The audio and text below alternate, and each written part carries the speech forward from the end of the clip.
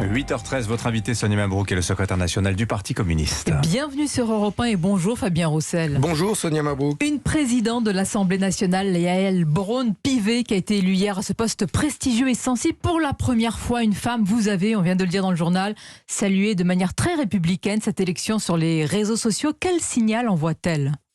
Eh bien, vous savez, quand les enfants viennent visiter l'Assemblée nationale, la première chose qu'ils découvrent en rentrant dans le palais, c'est le visage de tous les présidents de l'Assemblée nationale accrochés sur le mur. Il n'y a pas une femme en 2 siècles d'existence. Pas une femme, pas le visage d'une seule femme. Alors, c'est vrai que j'ai voulu souligner cet événement incroyable qui montre le retard de la France, et en même temps, j'ai voulu saluer les candidatures de femmes qui auraient pu être présidente. J'ai moi-même soutenu la candidature de Fatia Keloua Hachi, qui était notre candidate. Il y avait aussi Nathalie Bassir et Annie Genevard.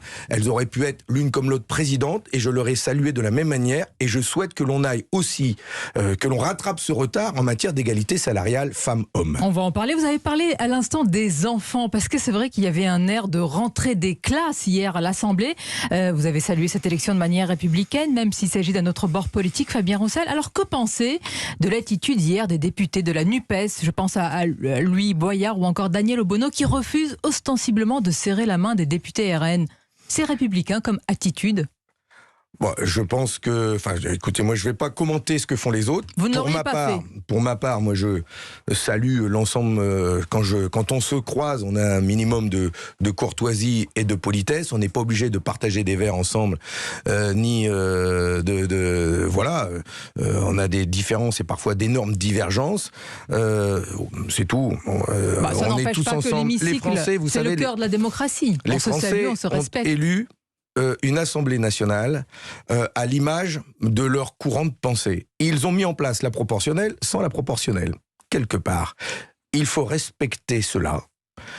C'est la démocratie du peuple par le Parlement que je défends. Nous sommes, très soucieux du poids du Parlement, de l'Assemblée nationale. Donc, il faut respecter cela. Ils nous demandent de travailler ensemble, d'avancer ensemble, de nous mettre d'accord.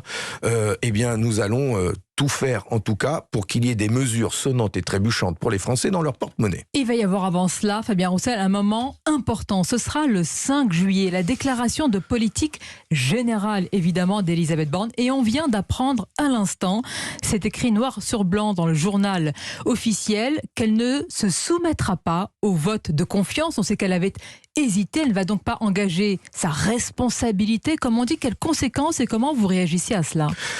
D'abord, je le regrette. Je le regrette parce que c'est justement pas un geste démocratique qui cherche à réunir ou une majorité, ou en tout cas construire des majorités de projets.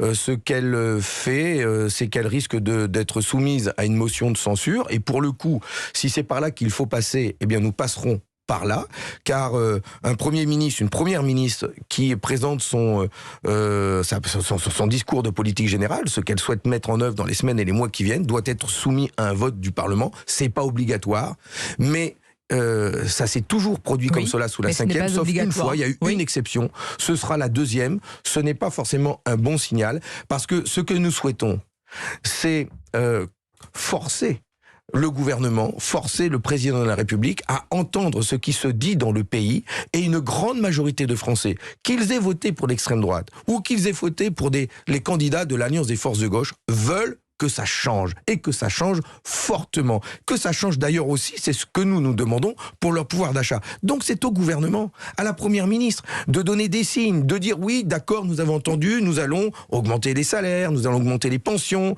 nous allons prendre des mesures tout de suite de baisse des prix de l'essence, par exemple.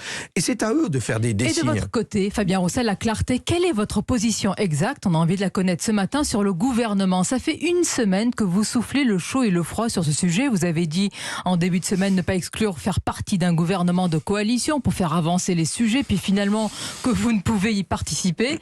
Bref, c'est les mille et une versions de Fabien Roussel. Pas du tout, Sonia Mabrouk, pas du tout. Je crois qu'il faut bien regarder ce que j'ai pu dire, et on ne peut pas résumer en une phrase une situation qui est aussi complexe que celle dans laquelle nous vivons. Et donc, ne nous demandez pas d'être noir ou blanc, d'être pour ou contre, c'est beaucoup plus compliqué que cela. J'ai toujours dit que nous, le Parti communiste français, étions un parti qui, historiquement, avions vocation à gouverner, parce que nous voulons transformer notre pays, répondre au monde du travail, à la classe ouvrière en particulier, à qui je pense bien souvent. Et donc, nous avons vocation à gouverner. Et c'est pour cela que j'ai eu ces phrases-là. Mais c'est dans notre histoire, et c'est toujours valable aujourd'hui. Mais j'ai toujours rappelé dans la foulée, et tout de suite, qu'il n'était pas du tout à l'ordre du jour, aujourd'hui, de participer à un gouvernement d'union nationale qui inscrit à l'ordre du jour l'augmentation de l'âge de départ en retraite, qui envisage de distribuer des miettes aux Français et de continuer à défendre les intérêts des plus riches. Et c'est bien pour cela que j'ai été clair, je l'ai dit le soir même où je suis sorti de l'Élysée, qui n'était pas à l'ordre du jour de participer à un gouvernement d'union nationale. Vous considérez que le Parti communiste est un parti de gouvernement. Quand le président Emmanuel Macron précise que le futur gouvernement ne s'ouvrira pas au RN et à la France insoumise parce qu'il vous juge peut-être plus fréquentable que les insoumis, il a raison, vous lui donnez raison. Non, parce que je ne partage pas le fait qu'il distribue des diplômes de respectabilité à différents partis. Il doit respecter les choix des Français et les députés et les groupes qui existent aujourd'hui à l'Assemblée nationale. En tout cas, pour notre part, et je parle là pour le Parti communiste français, et pour le groupe des députés communistes à l'Assemblée nationale, avec les députés ultramarins qui nous ont rejoints, nous faisons le choix de continuer de défendre l'ensemble des mesures sur lesquelles nous nous sommes mis d'accord avec les autres forces de gauche, des mesures pour le pouvoir d'achat, pour la transition écologique, et donc nous allons les défendre ensemble, et c'est ça qui nous semble aujourd'hui prioritaire et le plus important. On a bien compris que la grande famille de la NUPES, c'était pas tellement pour vous. D'ailleurs, je vous ai désespérément cherché sur la photo de famille de la NUPES sur les marches de l'Assemblée nationale, de Fabien Roussel. Mais regardez vous n'aimez pas les photos de famille. Mais regardez les BD Où est Charlie. Moi, vous allez me trouver, mais j'étais dessus. Non, vous n'y étiez pas. Si, j'étais dessus. Je vous dis. J'y étais. Vous demanderez à vos collègues, j'y étais. Toujours est-il que, vous savez, les photos, cette rentrée des classes où il faut être au premier rang, c'est pas mon genre. Je souhaite me mettre tout de suite au travail pour trouver des bonnes solutions pour les Français à la veille des vacances. C'est la raison pour laquelle je déposerai aujourd'hui un texte de loi visant à baisser immédiatement de 35 centimes les taxes sur l'essence. Nous sommes à quelques jours des départs en vacances. Le litre d'essence flirte avec les 2,30 €, 2,50 €. C'est insupportable pour beaucoup de nos concitoyens, y compris pour les travailleurs qui ont besoin de leur voiture pour se rendre à leur travail.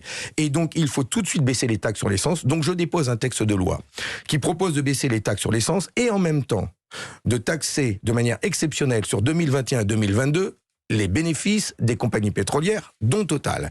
Ça, nous pouvons le mettre en application immédiatement, et c'est pour ça que je renvoie la balle à la Première ministre et au Président de la République. Au lieu de nous demander si nous sommes prêts à participer à un gouvernement, moi je leur demande, êtes-vous prêts à soutenir une telle proposition de loi? Et ils peuvent vous dire aussi, Fabien Roussel, est-ce que vous êtes prêts, là, dans quelques semaines, à soutenir leur projet de loi sur le pouvoir d'achat, également? Nous jugerons sur pièce. Nous sommes, nous, très respectueux du débat parlementaire. Le groupe GDR, les députés communistes, les collègues d'outre-mer, nous sommes respectueux du débat parlementaire. Nous avons 10 députés d'outre-mer, justement, qui ont des propositions très fortes, qu'ils vont défendre à l'Assemblée nationale.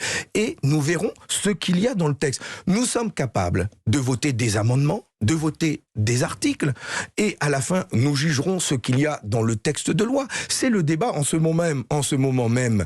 André Chassaigne, le président du groupe, rencontre la Première ministre pour lui dire ce que nous voulons voir dans ce texte de loi. Nous, d'ailleurs, nous dirons clairement, nous mettrons sur le papier, nous écrirons ce que nous voulons, nous, dans ce texte de loi, puis après, le débat aura lieu à l'Assemblée nationale. Mais est-ce que ça va dans le bon sens? Vous voyez les mesures qui sont d'ores et déjà prises, une augmentation générale de 3,5% pour les fonctionnaires dès le 1er juillet. Est-ce que tout cela s'inscrit aussi dans votre logiciel, dans une logique? Mais comme nous l'avons fait jusqu'à maintenant, nous ferons en sorte que, par exemple, la hausse des salaires, et pour les fonctionnaires, il faut le prendre, mais 3,5%, ça ne rattrape pas ce qu'ils ont perdu ces 10 dernières années. Mais je ne vais pas dire que c'est pas bien, il faut les prendre. Ce que nous réclamons, nous, c'est 10% de hausse du point d'indice tout de suite pour rattraper ce qu'ils ont perdu ces 10 dernières années et pour l'ensemble des agents de la fonction publique. Parce que quand on parle des fonctionnaires, il faut penser aux enseignants, aux infirmières, aux aides-soignantes, aux policiers, aux gendarmes. Ça, tout cela qu'il faut penser aujourd'hui. Monsieur Roussel, vous avez les moyens d'être le Père Noël tout le temps. La dette publique, c'est pas un sujet pour vous. Mais si vous proposez à des communistes d'aller chercher l'argent là où il est, vous inquiétez pas, nous allons... 3 000 milliards de dettes. À partir de quel moment on dit stop? Nous allons... Fabien Roussel. L'argent existe. L'argent existe si on met les moyens. Si on met les moyens pour aller chasser l'argent de l'évasion fiscale qui existe et qui continue de s'évader dans les paradis fiscaux notoires, y compris de l'Union européenne avec le Luxembourg en tête. Si on décide aujourd'hui de rétablir les impôts qui existaient il y a 5 ans sur le capital. Vous savez, une fois, Geoffroy Roux de Bézieux m'a dit, quand je lui ai dit, mais enfin, quand même, les dividendes, les salaires monstrueux des patrons du CAC 40, tout ça, c'est énorme. Ça nous prive de beaucoup d'argent. Geoffroy Roux de Bézieux m'a dit, ouais, mais monsieur Roussel, ça, c'est le loyer du capital. Je lui ai dit, va Dieu, le loyer du capital, il est bien cher, il est bien élevé. Je pourrais vous dire, 20 Dieu, monsieur Roussel, il n'y a pas assez d'impôts en France, il n'y en a pas assez. Mais le loyer du capital, le coût du capital sur la société n'a jamais été aussi élevé. C'est valable pour les Français, pour leur loyer, mais c'est valable pour le budget de l'État. Donc nous disons, nous, qu'il faut une meilleure redistribution des richesses que nous produisons.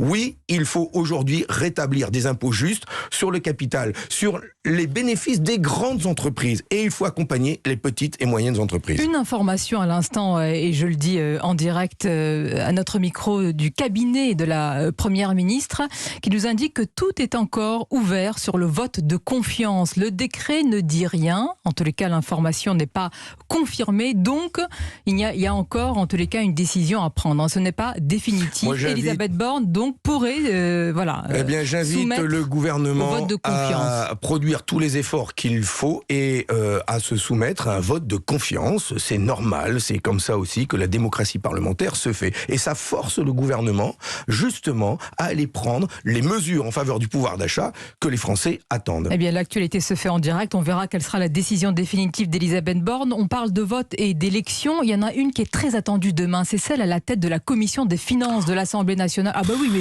c'est important, monsieur Roussel. La NUPES a choisi de porter Éric Coquerel comme candidat, mettant de côté l'expérimenté socialiste Valérie Rabault. Pourquoi vous soufflez ? Mais parce que, d'abord, je vais être clair, l'ensemble des forces de gauche se sont mises d'accord pour soutenir la candidature d'Éric Coquerel. Oui. Nous soutiendrons la candidature d'Éric Coquerel.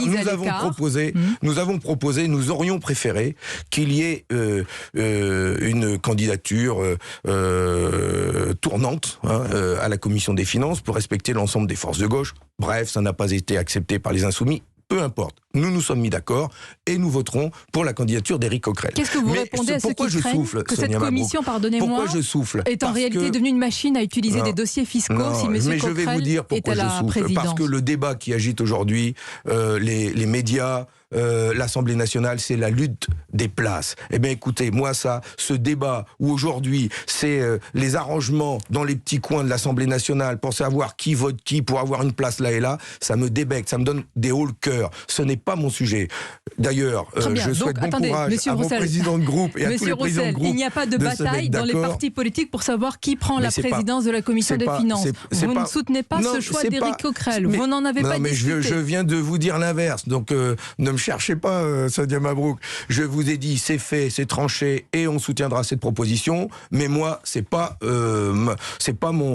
là-dessus que je souhaite consacrer mon temps. C'est pas là-dessus que je souhaite consacrer mon temps d'antenne. Je voudrais parler des Français, des salaires, des retraites, parce que c'est là-dessus qu'ils nous attendent et avec des mesures urgentes. Si nous ratons ce rendez-vous dès le mois de juillet, s'il n'y a rien de concret qui leur tombe dans le porte-monnaie, si jamais le gouvernement continuait de distribuer des miettes comme ils l'ont fait ces 2 dernières années, je crains une explosion sociale. Je ne la souhaite pas, mais je la crains.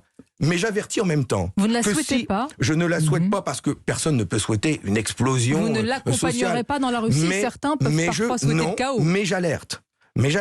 S'il n'y a pas ces mesures, si le gouvernement joue avec le feu, si il ne prend pas les mesures fortes qu'il faut pour augmenter les salaires, les retraites et baisser les factures, alors oui, nous, nous, communistes, nous appellerons les Français à intervenir et à ce qu'ils entrent eux aussi dans le débat politique et à ce qu'ils fassent pression eux aussi sur le gouvernement pour avoir ces mesures. Oui, il faudra peut-être faire appel dès la rentrée de septembre à une forte mobilisation de l'ensemble des Français pour obtenir ce que nous attendons si ce n'est pas fait ce mois de juillet. C'est urgentissime. On parle d'une inflation à 7%. Monsieur Roussel, le prix du caddie n'a jamais été aussi élevé. Monsieur Roussel, le si, c'est une injonction, c'est une forme de menace sociale. Voilà ce qui va se passer. Vous aurez une explosion. Mais bien sûr. Non, mais vous savez comment on vit dans les villages, dans les communes, les mamans isolées, les familles, les couples avec 2 enfants qui perdent 200 € par mois. Quand on va faire remplir un caddie, on en a facilement pour 100-150 €. On file à la station essence, on se remet un plein à 80-100 €. Mais c'est un tiers d'un SMIC qui part à chaque fois quand on va faire ses courses. Mais les Français ne vivent plus correctement. Quand on a des pensions de retraite à 900 € par mois et que ça ne bouge pas, je l'ai dit au président de la République, 4 taux de CSG qui pèsent sur les retraites. C'est lui qui a mis ça en place. Mais je lui ai dit, mais il faut baisser ça immédiatement. Baisser la CSG sur les retraités. Donner des signes forts, importants pour que les retraites augmentent de 100 à 200 € tout de suite. Fabien Roussel. Sans ça, oui, nous interviendrons et nous appellerons à la mobilisation sociale. Avant cela, il y a la place au débat et vous nous avez annoncé ce texte sur le pouvoir d'achat est ciblé sur l'essence, annonce ce matin sur Europe 1 et la précision Dimitri, je la porte.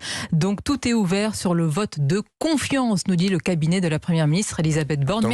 Merci Fabien Roussel et bonne journée à vous. Merci. Merci Fabien Roussel, merci Sonia Mabrouk. Pouvoir d'achat contre finances publiques, c'est un peu le dilemme actuel pour le gouvernement. On en parlera tout à l'heure à 8h40. Dans un instant, carte blanche à Mathieu Bocoté. 8h29.